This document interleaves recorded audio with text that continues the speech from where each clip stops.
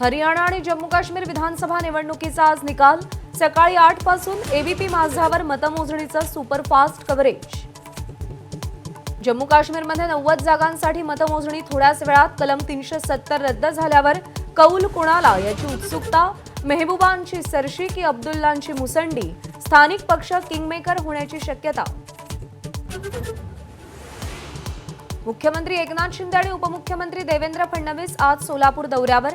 मुख्यमंत्री लाडकी बहीण योजनेच्या कार्यक्रमाला हजेरी लावणार।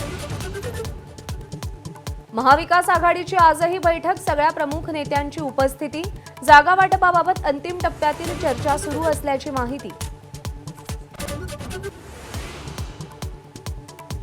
मध्य रेल्वेवरील दिवा कोपर दरम्यानचा तांत्रिक बिघाड दुरुस्त, मात्र वाहतूक 20 ते 25 मिनिटे उशिरानं।